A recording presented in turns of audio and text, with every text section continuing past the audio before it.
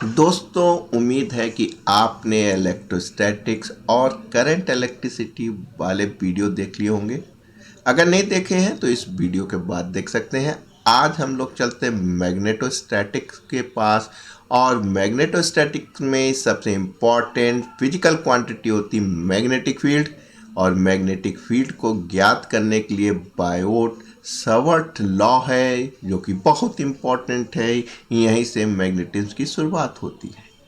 हालांकि ऑस्टर साहब ने बता दिया था किसी कंडक्टिंग वायर में करंट को फ्लो करते हैं तो इसके अराउंड एक मैग्नेटिक फील्ड प्रोड्यूस हो जाती है। कितनी होगी, किन किन फैक्टर पर डिपेंड करेगी, ये नहीं बता पाए। काफ़ी समय बाद बायोट और सावर्ट दो वैज्ञानिकों थे, उन्होंने बताया कि जो ये फील्ड पैदा हो रही है उसके डिपेंड कर रही है कंडक्टर में बहने वाली करंट के। और उन्होंने एक करंट एलिमेंट यानी कि जिस कंडक्टर में बह रही थी उस लेंथ को कंसीडर कर दिया। डीएल ले लेते हैं एक छोटी सी लेंथ को। और जो यहाँ से पॉइंट था, जिस पॉइंट पे कैलकुलेट कर रहे हैं कंडक्टर से उसकी दूरी तथा जो करंट एलिमेंट है उसके एंगल पे डिपेंड कर रही है। यानी अगर हम एक छोटा सा करंट एलिमेंट डीएल ले लेते हैं तो यहाँ पे जो पॉइंट है, जिस पॉइंट मान लीजिए पी है, अगर हमें इसको मैग्नेटिक फील्ड निकालनी है तो जाहिर सी बात है छोटी लेंथ है तो छोटी मैग्नेटिक फील्ड यानी डी भी डिपेंड कर रही थी करंट पे, डिपेंड कर रही थी करंट एलिमेंट पे जो उन्होंने लिया था।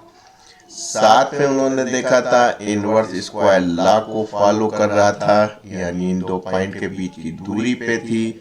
और साथ में जो करंट एलिमेंट और जो पॉइंट थी उसकी डायरेक्शन अगर हम देख लें, शो कर दें तो यूनिट वेक्टर आर है, तो इनके बीच का जो एंगल था उसके साइन थीटा पे डिपेंड कर रही थी।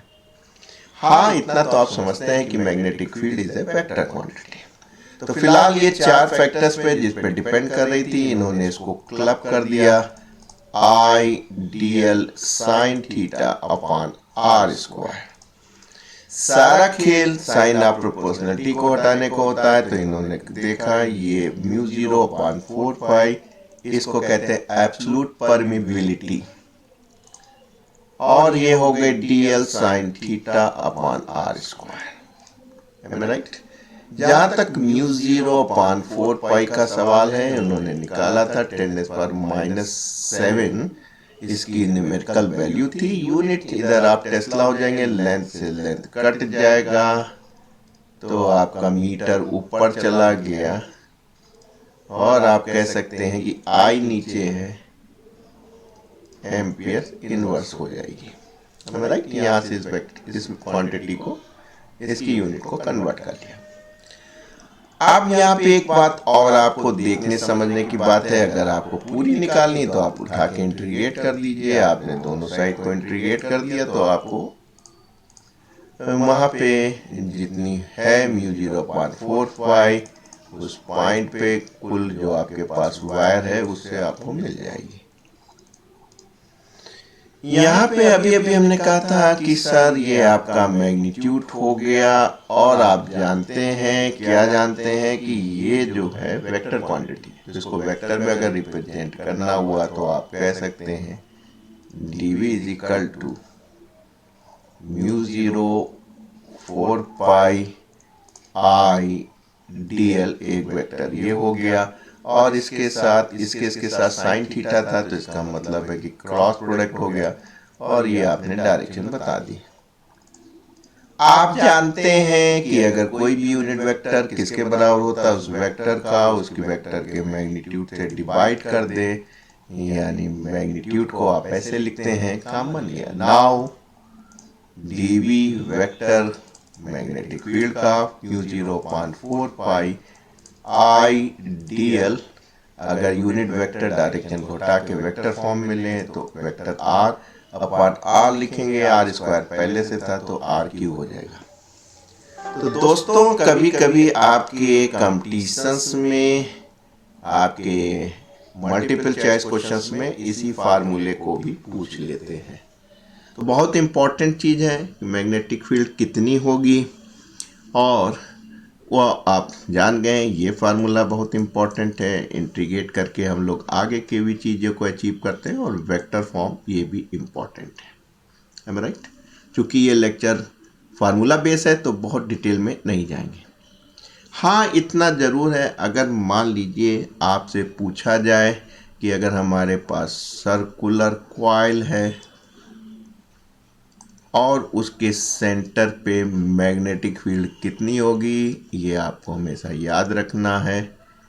डायरेक्शन के लिए सोती सर के थप्पड़ का नियम बहुत से वीडियो है, इस चैनल पे 600 वीडियो है, आप ढूंढेंगे सब मिल जाएगा। तो आपने कहा सर ये अगर करंट बह रही है और ये दूरी r है, आप जानते हैं कि ये एंगल थीटा जो है वो 90 डिग्री होगा। बायोट-सावर्त नियम लगाएंगे। सोती सर का थप्पड़ का नियम आपने पढ़ा होगा, देखा होगा, जैसे ही इसको करेंगे तो इनसाइड जाएगा तो डाउनवर्ड हो जाएगा। ऐसे सूरत हाल में आपको याद रखना है कि v बराबर μ0 अपान 4 पाई, और यहाँ ध्यान रखना 2 पाई आई अपान r के। डायरेक्शन सोती सर के थप्पड़ का नियम, वीडियो तैयार है, देख लीजिएगा। डिटेल में हमने इसको ड्राइव भी किया है। ये वीडियो केवल फार्मूले के लिए है, एट 11th आवर के लिए। आइए, अगर आपके पास कोई फाइनाइट वायर है और आपको पूछना है कि भाई इसमें अगर करंट बह रही है, ये जो है इनफाइनाइट वायर है जिसकी लंबाई बहुत ज़्यादा है, अगर मान लीजिए आर पॉइंट पे आपको मैग्नेटिक फील्ड निकालनी है, सोती सर के थप्पड़ का नियम, ये अंगूठा, ये फिंगर, जिधर थप्पड़ मारेंगे इनसाइड, तो इनसाइड को डाउनवर्ड को क्रॉस से करते हैं, आप जानते हैं, अपवर्ड को इससे करते हैं।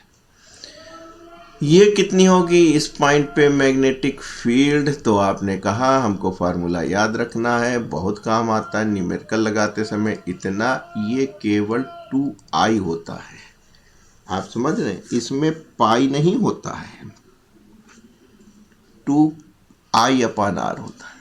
तो ये सर्कुलर कॉइल का है, ये केवल वायर का है, इनफाइनाइट वायर का। तो बेटा ये दो चीज़ें आप बहुत ध्यान में रखिएगा, यानी 4 फार्मूले, 2 आपके पास ये हो गए। एक तो ये dv वाला बहुत ध्यान से रखिएगा, ideal sine theta upon r square, और दूसरा ये वेक्टर फॉर्म का। तीसरा, ये 2 फार्मूले बहुत काम के हैं, आपके बहुत काम आएंगे, एम आई राइट। एक तो सर्कुलर कॉइल के सेंटर पे, ये आपका सेंटर पे है, सेंटर लिख सकते हैं, और दूसरा उस पे किसी इनफाइनाइट वायर्स पे किसी बिंदु पे निकालनी है, उससे वर्टिकल डिस्टेंस आपको मालूम है, काम बन जाए। आइए दोस्तों आगे चलते हैं। 2 फार्मूले आपको और पता चलने चाहिए। एक आपका आर्क का बहुत काम देगा, पूरा आपने सर्किल का तो आपको मालूम ही था, एम आई राइट।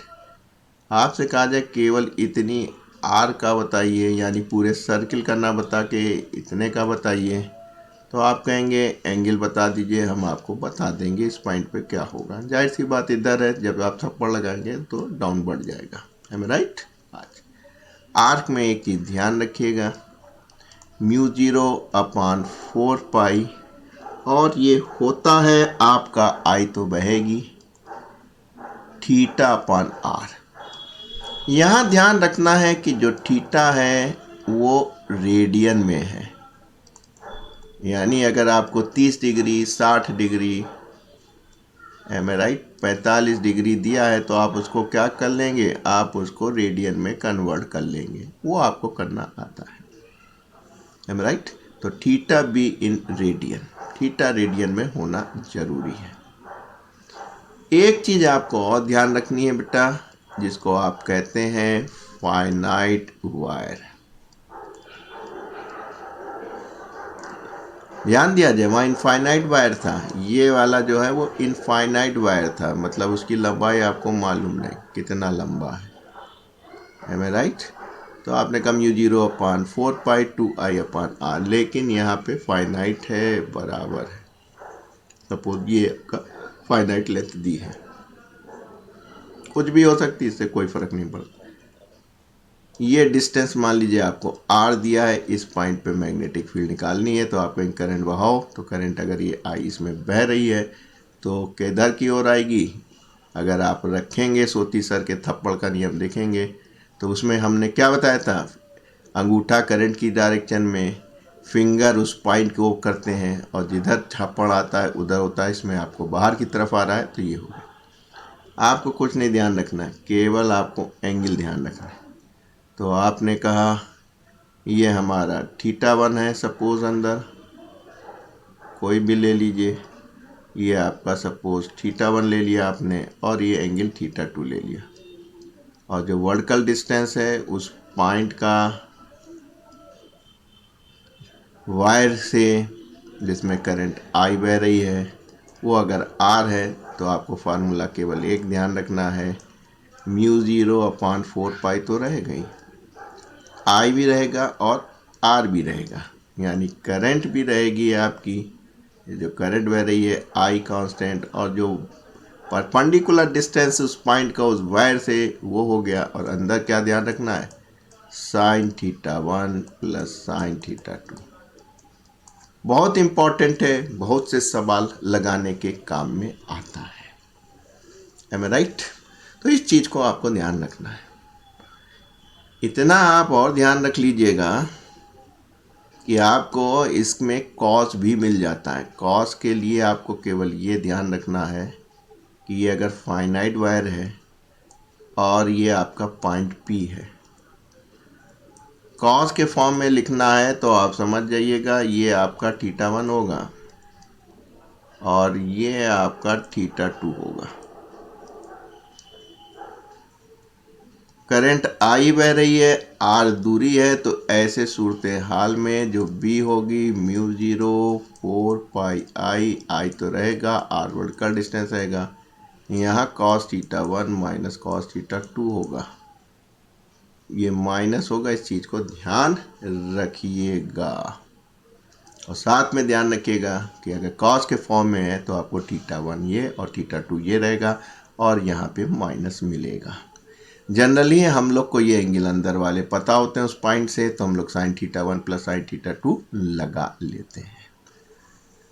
तो दोस्तों बायोट सावर्ट लॉ कितना अच्छा काम कर रहा है और इन्होंने आगे भी काम किया था और सेंटर पे तो आपने निकाल लिया था। अगर आपके पास कोई सर्कुलर कॉइल हो और आप कहें सेंटर पे नहीं, इसे आप एक्सिस पे बताइए, तो आप कहें कोई दिक्कत नहीं।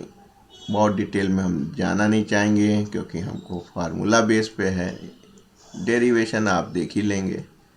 मान लीजिए ये करंट आई इस कॉइल के अंदर बह रही है, ये आपका पॉइंट हो गया, एम आई राइट? अब पॉइंट ऑफ रेफरेंस के ऊपर है, लेकिन हम केवल इतना बताएंगे कि जो भी मैग्नेटिक फील्ड होगी वो एक्सिस पे होगी, यानी ये वाले कंपोनेंट आपके कैंसिल आउट हो जाते हैं। अगर आपने कहा कि ये हमारे पास रेडियस आर का सर्कुलर कॉइल था और ये हमारे पास एक्स का है, तो ऐसे सूरत हाल में आप जानते हैं कि ये दूरी आपकी हो जाएगी r² plus x²। P point पे जो कि एक्सिस पे होती हैं ये सब कैंसिल आउट हो जाते हैं, केवल इधर मिलती है या इस डायरेक्शन में मिलेगी, डिपेंड्स करता है कि किस डायरेक्शन में करंट बह रही है और साथ में आप पॉइंट ऑफ रेफरेंस क्या है।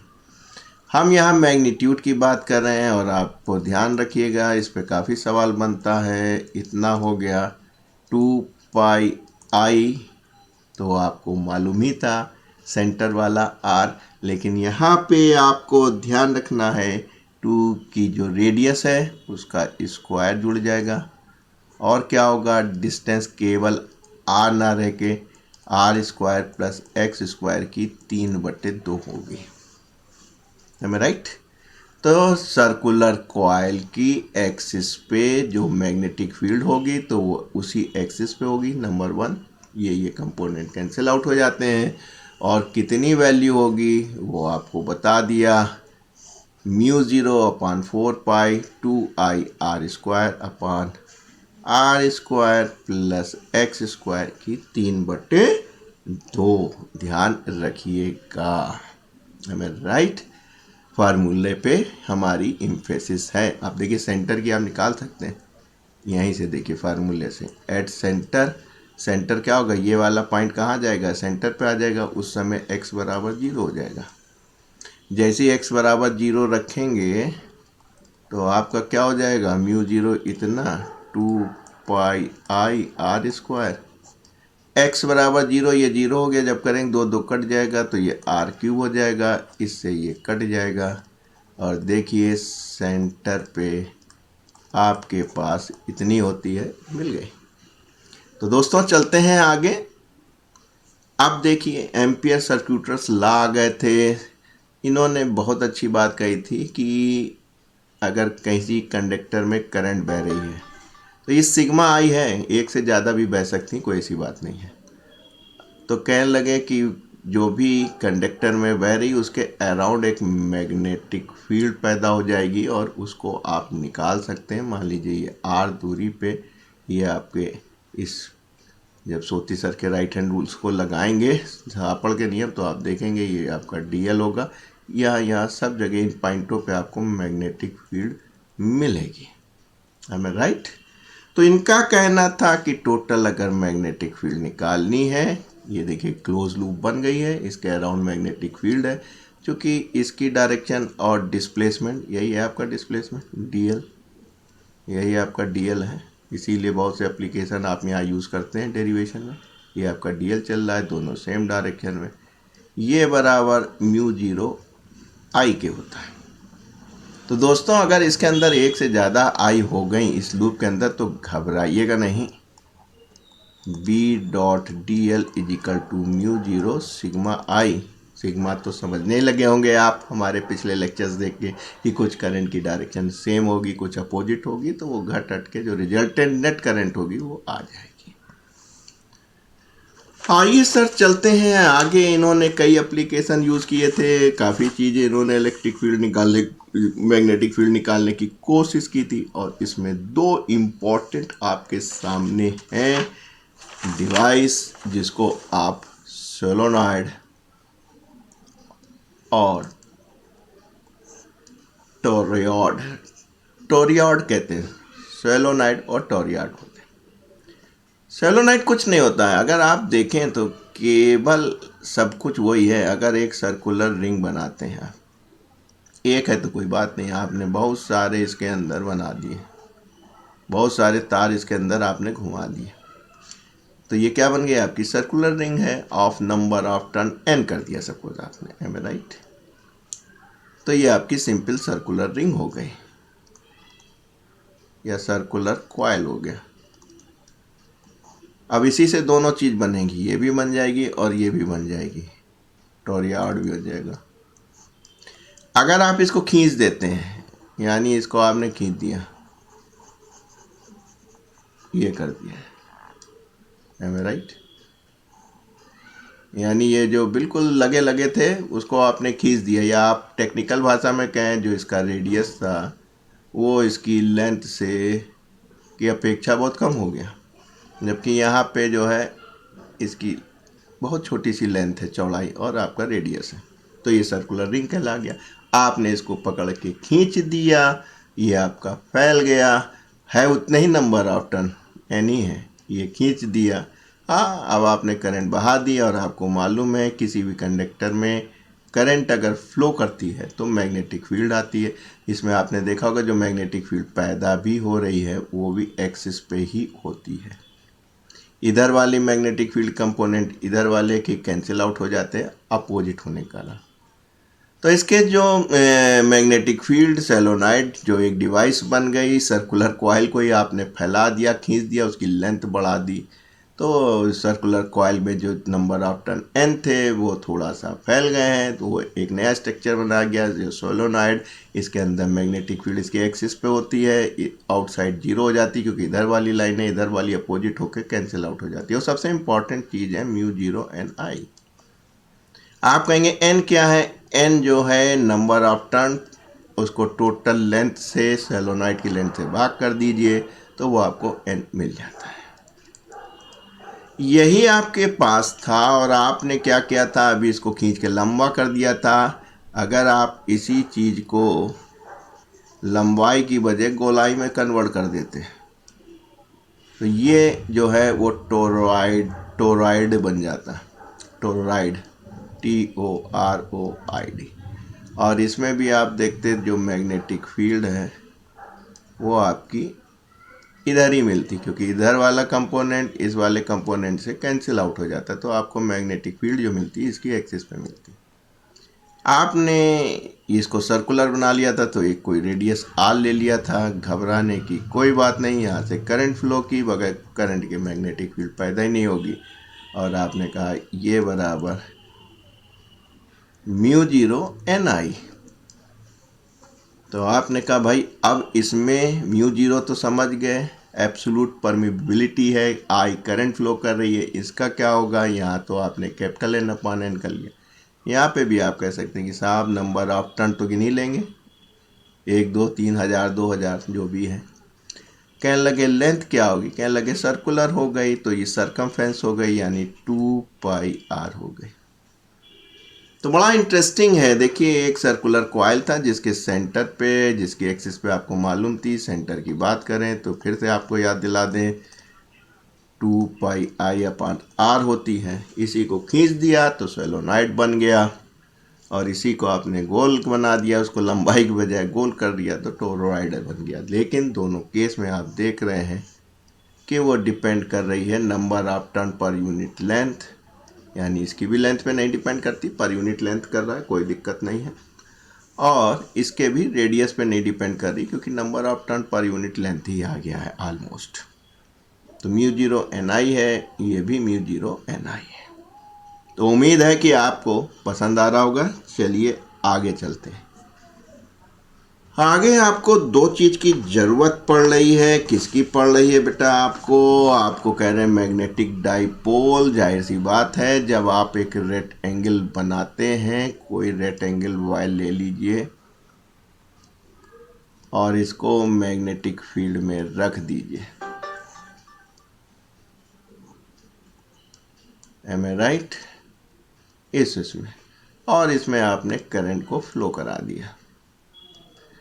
तो जाहिर सी बात है मैग्नेटिक फील्ड में कोई कंडक्टर अगर रखते हैं, उसमें करंट बहाते हैं, तो क्या होगा, एक फोर्स लगेगा। फोर्स की वजह से, चूंकि आपने इस तरीके रखा है तो सर्कुलर फोर्स लगेगा, जिसकी वजह से इसमें टॉर्क पैदा होगा, क्योंकि इनकी डायरेक्शंस ऐसी है कि जिसकी वजह से आपको एक फोर्स करेगा, और ये तो कैंसिल आउट हो जाएंगे, और ये जो है एक तरीके के फोर्स से कपल बना देंगे, इक्वल एंड अपोजिट हो जाएगा, जिसकी वजह से टॉर्क होगा। ऐसे सूरत हाल में जब टॉर्क लगेगा तो आपको क्या याद रखना है? Torque is a vector quantity m, जिसको आपने ऊपर लिख रखा है इतना मोटा मोटा, मैग्नेटिक डाइपोल मोमेंट और मैग्नेटिक फील्ड का क्रॉस प्रोडक्ट। कैन मैग्नीट्यूड क्या होगा? mb sin theta.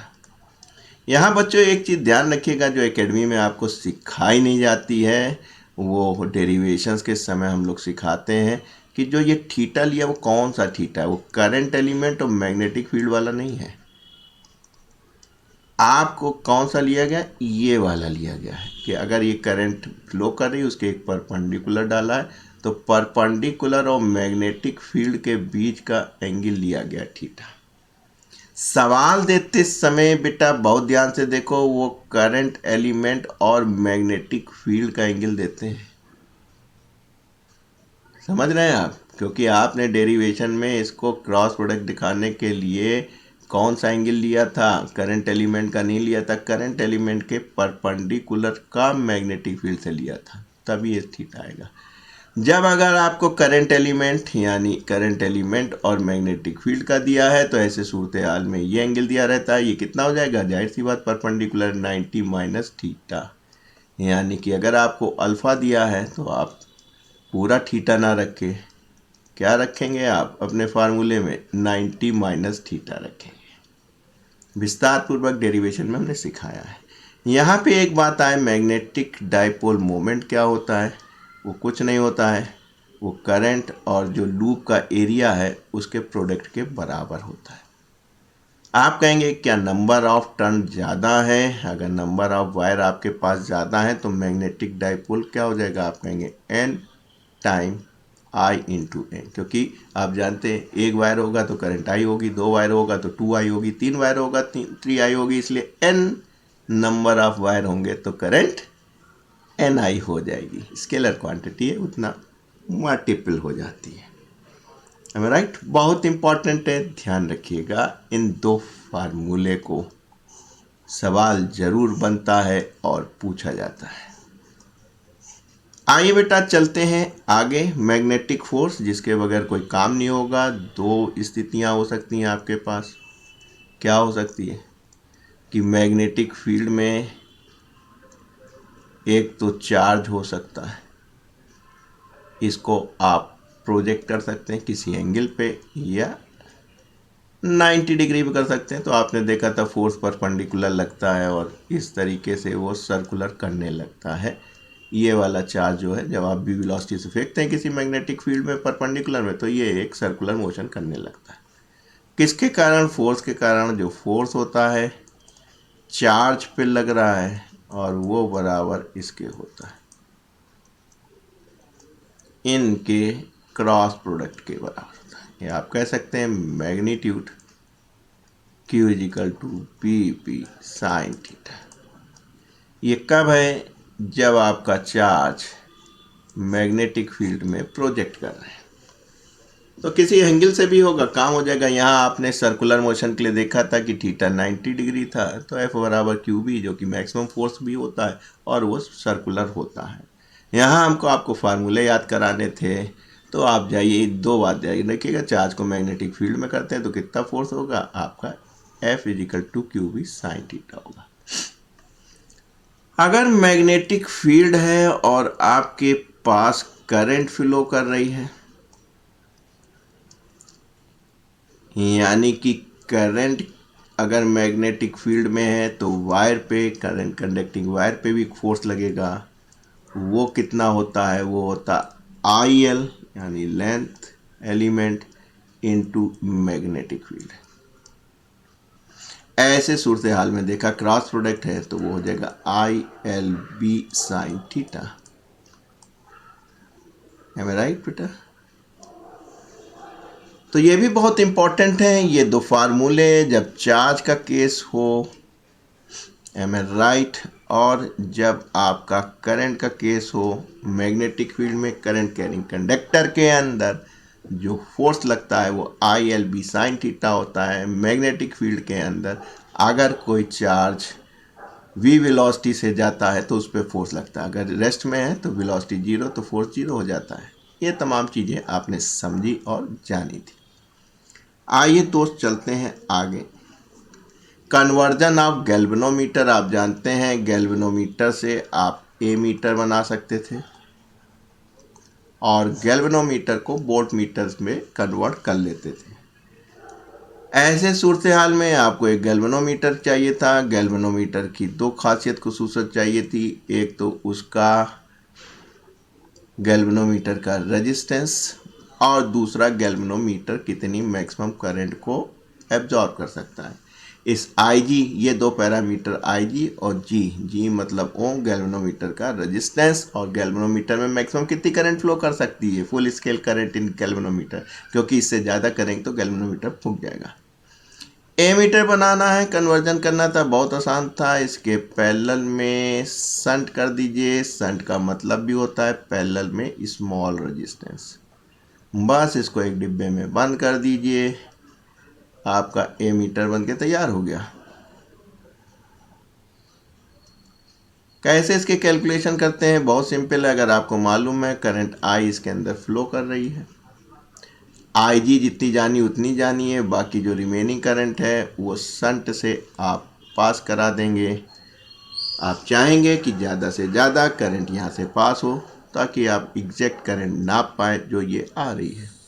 कैसे करेंगे? एक चीज़ आपको ध्यान रहेगा, फार्मूला आप नहीं याद कर पाएंगे। अगर इन पॉइंट पे पोटेंशियल देखिए, यानी कि और इन दो पॉइंट पे पैरेलल पॉइंट है, कहीं ड्रॉप नहीं हो रहा, सीधे है, तो आप कह सकते हैं potential at shunt is equal to potential drop at the galvanometer. Shunt में ओम्स लॉ लगा दीजिए, V equal to I R. I आपके पास शंट में कितना बह रहा है बेटा, I minus I G. Resistance S है, इस पर कितना जा रहा है, आपने कहा इस पर करंट इतनी जा रही है और गैल्वेनोमीटर का रेजिस्टेंस G है। बस आपको शंट निकालना होता था, आप इससे आराम से निकाल सकते थे। तो दोस्तों अगर आपको केवल ये बात मालूम है कि आप शंट करते हैं यानी कि पैरेलल लगाते हैं और एक स्मॉल रेजिस्टेंस लगाते हैं, एक स्मॉल रेजिस्टेंस, ये दो याद रखिएगा, पूछ लेता है वो। तो ऐसे सूरत हाल में आपको फिगर ये दिमाग में आ जाएगा। फार्मूला ये वाला अगर याद नहीं आ रहा है तो आपको क्या करना है, ओम्स लॉ लगाना है। पैरेलल में वोल्टेज बराबर होते हैं तो गैल्वेनोमीटर का जितना वोल्टेज ड्रॉप है उतना ही शंट के क्रॉस ड्रॉप होगा। फट से आपको चीज़ें दिखने लगेंगी, ओम्स लॉ याद है, यहीं से आप निकाल लेंगे। यहाँ पे एक चीज़ आपको याद करनी चाहिए जिसको कहते हैं करंट सेंसिटिविटी, यानी कि कितना सेंसिटिव है, क्योंकि बहुत ज़्यादा करंट तो होती नहीं है। डिफ्लेक्शन ज़्यादा से ज़्यादा होना चाहिए ताकि आपकी आंख देख लें। करंट तो माइक्रो एम्पियर की बह रही, लेकिन उतनी कम डिफ्लेक्शन में हमको क्या पता चले कितने की बह रही, तो डिफ्लेक्शन ज़्यादा से ज़्यादा होना चाहिए। इसीलिए करंट सेंसिटिविटी को कहते हैं फाई, और यानी डिफ्लेक्शन ज़्यादा हो जब करंट है तो आई से भाग कर देते हैं। तो पहला पॉइंट एमीटर का कन्वर्जन और दूसरी फिजिकल क्वांटिटी है करंट सेंसिटिविटी। याद रखिएगा ये number of turn, area, magnetic field upon के ये वही स्प्रिंग है जो कि आप यहाँ पे लगाते हैं। जब आप यहाँ पे एक स्प्रिंग लगा देते हैं तो इसकी जो रोटेशन टॉर्क है उससे जो आपकी पोटेंशियल एनर्जी में चेंज हुआ उसको आप रोक लेते हैं, उसी को कैलिब्रेट करते हैं। स्प्रिंग बहुत काम की चीज़ है। इसको अगर हम कहें तो ये स्प्रिंग कांस्टेंट है, चूँकि रोटेशन का एनर्जी स्टोर करते हैं इसलिए इसको टॉर्सनल कांस्टेंट ऑफ स्प्रिंग भी कहते हैं। तो दोस्तों आपको ये भी याद रखना है, आजकल इस पे भी सवाल पूछते हैं सेंसिटिविटी पे, वो भी आपको याद रखना है। आइए चलते हैं अंत में, conversion of galvanometer two volt meter यानी करंट बिल्कुल ना बहे, पूरी रुक जाए तो आपको लेना तो गैल्वेनोमीटर है जिसका कांस्ट रेजिस्टेंस आपके पास मालूम है, जी है, करंट एज। ये दो पैरामीटर आपको पता होंगे जब आप दुकान से खरीदने जाएंगे। कहना हमें इतने बोल्ट नापने का बोल्ट बनाना है तो आपने एक हाई रेजिस्टेंस, इसीलिए इसको कहते हैं हाई रेजिस्टेंस। वहाँ पे क्या था बेटा, लो, क्योंकि आपको सब करंट पास करनी थी। दूसरी क्या थी, वह पैरेलल में लगाते थे, यहाँ पे सीरीज में लगाएंगे, बस काम बन गया। इसको कवर कर दीजिए तो ये जो टर्मिनल हो गए ए और बी, ये आपका वोल्टेज नापने लगे।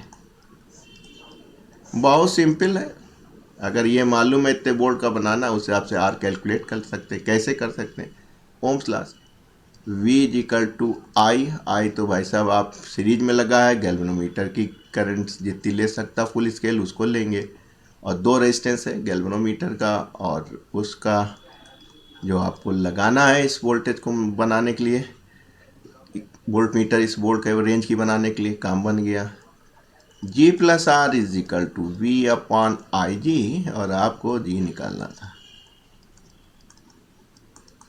तो ये वाला फार्मूला आप नहीं याद कर सकते हैं, आप केवल आपके दिमाग में ये स्ट्रक्चर रहना चाहिए, यानी ये दो बातें, और जैसे ही आप करेंगे तो आप वोल्ट का फार्मूला ओम्स लॉ से बना लेंगे। इतना आप कैलिब्रेट कर सकते हैं। यहाँ पे भी आपको करंट सेंसिटिविटी पीछे मिली थी, यहाँ पे आपको वोल्टेज सेंसिटिविटी मिलेगी। वोल्टेज सेंसिटिविटी यानी वोल्टेज, क्योंकि डिफ्लेक्शन से ही नापेंगे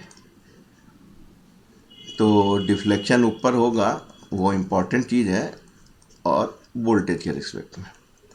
आप यहाँ जानते हैं, इधर देखिए आई थी ओम्स लगा दिए, V/R कर दीजिए तो V यहाँ रह जाएगा, R ऊपर चला जाएगा। जब इधर 5 के में चाहिए 5/B चाहिए तो R इधर आ जाएगा।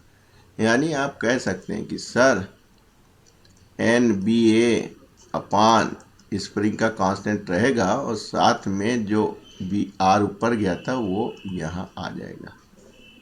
तो आपको करंट सेंसिटिविटी मिल गई, उधर मिली थी, यहाँ पे वोल्टेज सेंसिटिविटी मिल गई NBA के अपान। तो दोस्तों अगर आपने यहाँ तक देख लिया तो आपको लग रहा है कि हमारे लेक्चर पसंद आ रहे हैं, तो ऐसे सूरत हाल में आपसे गुजारिश है, विनती है, अनुरोध है, अर्ज है, अरदास है, एक लाइक तो दोस्त बनता ही है और अपने प्रियजनों को शेयर भी कर दीजिए। चैनल को सब्सक्राइब करना मत भूलिएगा ताकि जितने भी आपके पास नए नए वीडियो आ रहे हैं, अगर आपने बेल आइकन को दाब दिया तो सूचना आपको तुरंत से पहले मिल जाएगी। फिलहाल आज के लिए इतना। Thank you and God bless you.